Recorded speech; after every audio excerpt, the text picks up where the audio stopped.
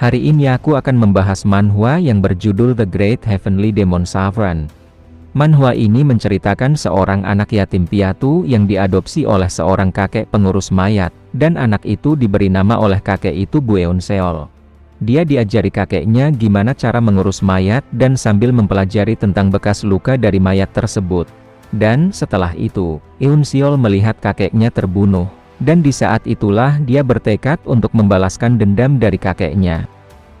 Kalau kalian penasaran dengan ceritanya, jadi tanpa berlama-lama kita langsung saja ke ceritanya. Kita dilihatkan dengan Eunseol yang diselamatkan oleh kakek tersebut.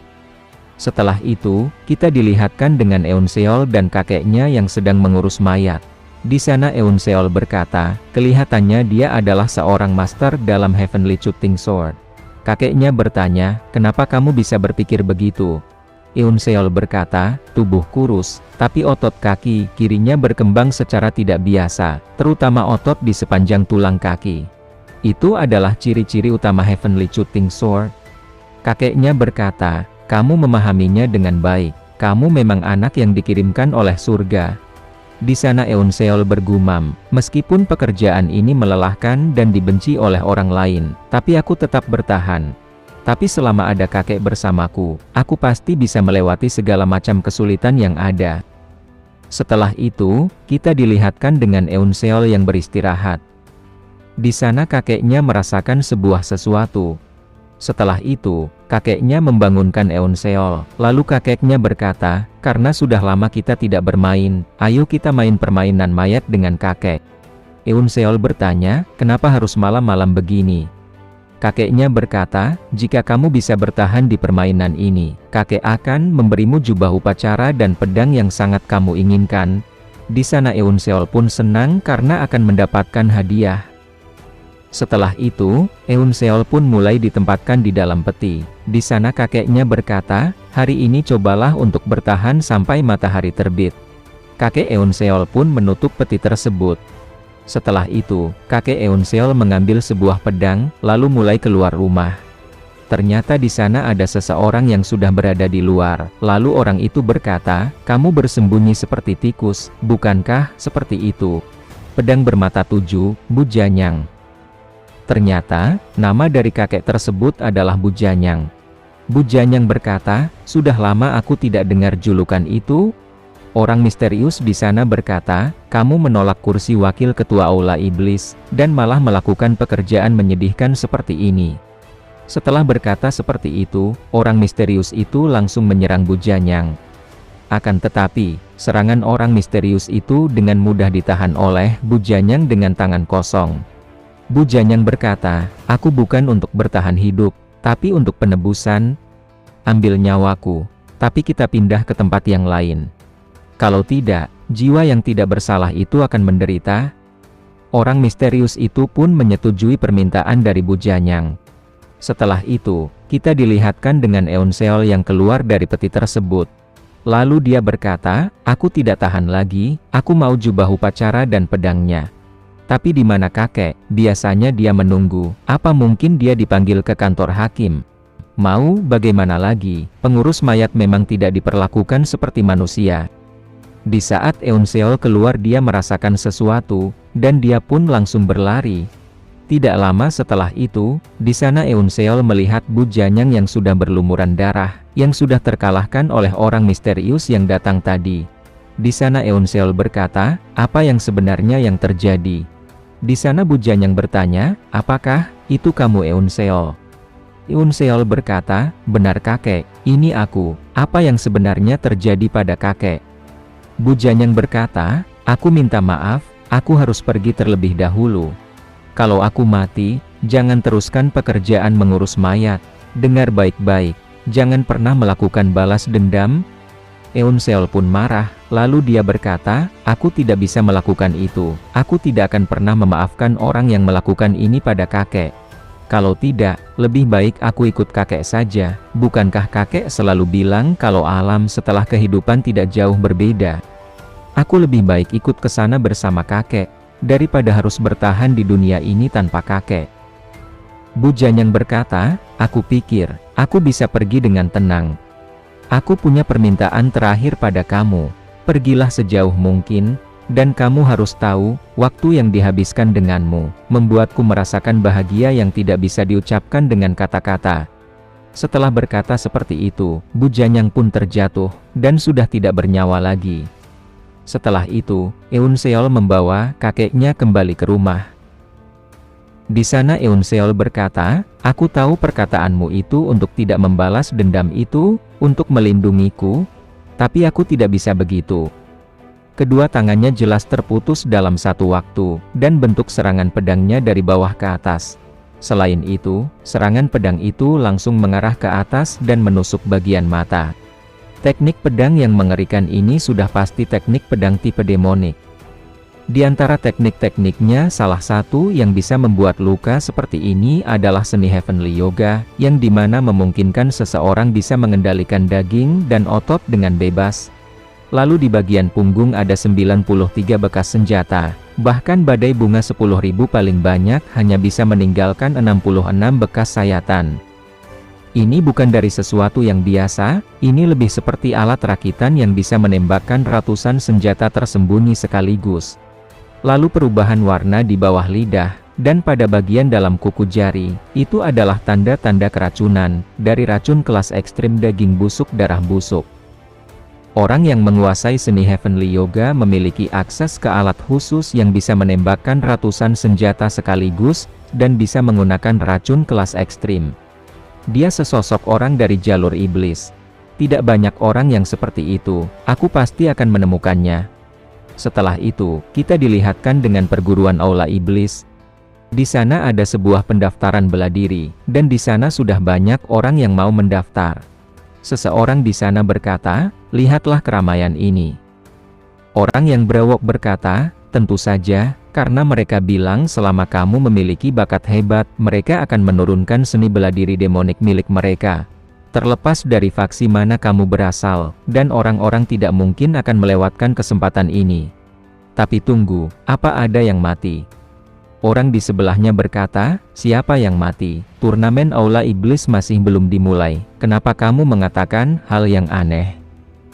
Orang berewok di sana berkata, "Hanya saja, apa yang dilakukan anak muda pengurus jenazah itu di sini?" Di sisi Eunseol dia berkata, "Ini adalah awal." Setelah itu, Eunseol pun mendaftar di Aula Iblis. Orang di sana bergumam, "Sekte Blazing Sun lagi, apa ini semacam perkumpulan orang lewat?" Dia mungkin sedang bermain-main di Aula Iblis, tapi sepertinya dia tertegun setelah melihat kontraknya. Orang itu pun berkata, "Kalau kamu tidak mau mendaftar, jangan diam saja." Setelah itu, dengan tiba-tiba Eunseol menggigit jarinya sampai berdarah, dan langsung menempelkan cap darah itu ke kertas pendaftaran. Lalu di sana Eunseol bergumam, "Ketika kakek mati, hidupku sudah hancur. Bagiku sudah tidak ada yang tersisa lagi kecuali jalan pembalasan dendam. Turnamen ini menjadi langkah pertamaku." Ortodok dan Unorthodok adalah pertarungan antara dua kekuatan besar yang mendominasi Murim yang telah berlangsung lama. Faksi Ortodok yang dipimpin oleh aliansi Righteous mengejar keadilan, dan faksi Unorthodok yang berkumpul di tempat demonik hanya memuja kekuatan. Tapi Ortodok ingin keseimbangan itu condong ke mereka. Kemudian lahirlah 18 perwakilan Ortodok, guru besar bela diri kebenaran. Karena merasa terancam, tempat demonik juga mencari cara untuk meningkatkan kekuatan mereka, dan tanpa menunda, mereka langsung meluncurkan rencana 10 pewaris jalur demonik. Usulan revolusioner ini untuk mewariskan seni bela diri praktisi demonik tanpa memandang sekte atau faksi. Setelah itu, kita dilihatkan dengan Eunseol yang sudah memasuki tempat ujian tes. Di sana Eunseol bergumam, "Di sini ada banyak orang yang memberikan aura berbahaya, di antara mereka mungkin salah satunya terkait dengan pembunuh yang membunuh kakek. Orang itu, jelas sekali dia master tingkat tinggi. Untuk membalaskan dendam, berarti aku harus jadi seorang master sepertinya? Tanpa sekte, tanpa seni bela diri yang bisa aku andalkan saat ini, menjadi salah satu 10 pewaris jalur demonik adalah satu-satunya cara untuk menjadi lebih kuat dengan cepat." Tidak lama setelah itu, tiba-tiba ada seseorang yang datang di atas panggung. Lalu dia berkata, "Aku Hayok Rion, kepala instruktur." Dia dijuluki lengan emas mata darah. Hyokrion berkata, pertemuan ini adalah untuk memilih orang paling berbakat di jalur demonik. Dan hanya mereka yang lolos dalam ujian yang telah dipersiapkan, yang akan diakui sebagai kandidat resmi 10 penerus. Dalam ujian pertama ini para master dari demonik akan memeriksa tulang dan fisik kalian. Di sana para peserta memprotes usulan tersebut, karena mereka ingin mengadakan kompetisi bela diri. Kenapa tesnya hanya pemeriksaan fisik? Akan tetapi di sana master demonik langsung mengecek tubuh para peserta. Satu persatu, para peserta mulai diakui dan lolos. Di sana Eunseol bergumam, kalau aku lolos berarti bisa langsung ke ujian berikutnya. Setelah itu ada master demonik yang sedang mengecek tubuh dari Eunseol. Setelah mengecek tubuh dari Eunseol dia terkejut, lalu dia bergumam, dia ini, tulangnya sangat buruk. Orang seperti dia bisa masuk kompetisi ini justru hal yang mengerikan. Akan tetapi, hawa membunuh ini bukanlah main-main. Meski begitu aku tetap tidak bisa meloloskan dia. Di sisi Eunseol dia bergumam, seperti yang aku duga, yang pernah aku pelajari cuma cara membersihkan mayat. Lolos dalam ujian ini bukan sesuatu yang terbayangkan olehku. Tapi rangkaian ujian ini tidak mungkin akan berakhir hanya dengan memeriksa saja. Setelah itu, Hyokrion berteriak, ujian pertama sudah selesai.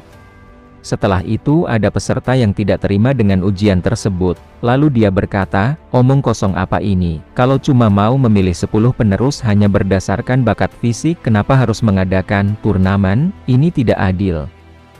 Di sana Hyokrion berkata, faktor penting dalam menguasai seni bela diri adalah bakat fisik.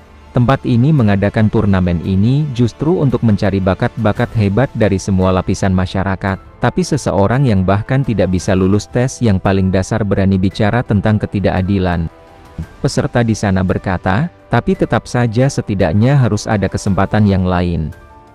Setelah itu, dengan tiba-tiba Hyokrion mengeluarkan kekuatannya, lalu dia berkata, jangan khawatir, pada trial kedua kami akan memilih bakat-bakat langka yang meskipun memiliki fisik yang lebih lemah, dan masih bisa menguasai seni bela diri. Sekarang, kami akan memulai trial keduanya. Mulai sekarang kalian akan saling bertarung dan bertahan hidup, sampai hanya tersisa satu orang. Peserta yang memakai tombak di sana berkata, karena kami memang harus membunuh, aku akan mulai denganmu. Setelah itu peserta tersebut pun langsung melancarkan serangan ke arah Eunseol. Ternyata, bukan Eunseol yang dia serang tetapi anak di sebelahnya, dan anak itu pun terkena telak oleh tombak tersebut.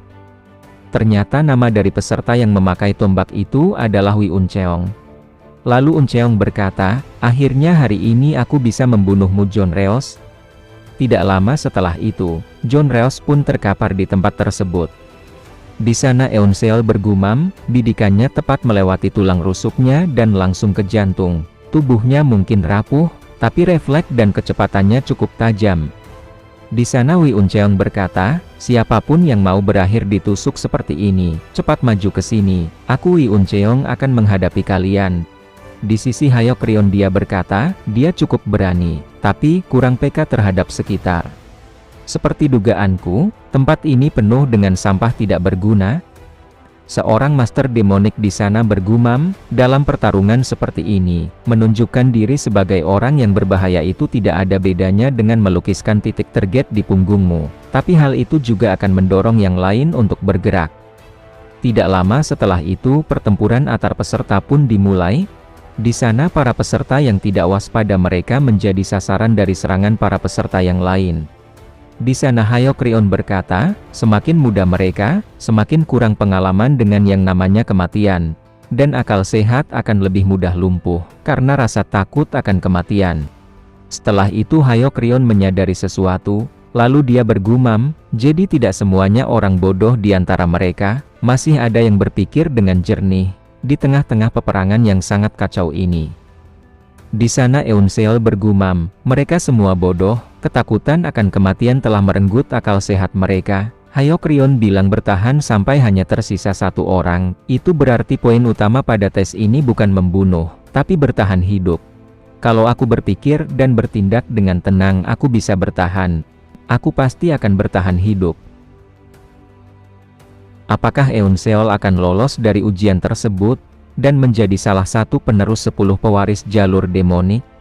Kalau kalian penasaran apakah Eunseol akan lolos atau tidak, jadi jangan lewatkan di episode yang selanjutnya.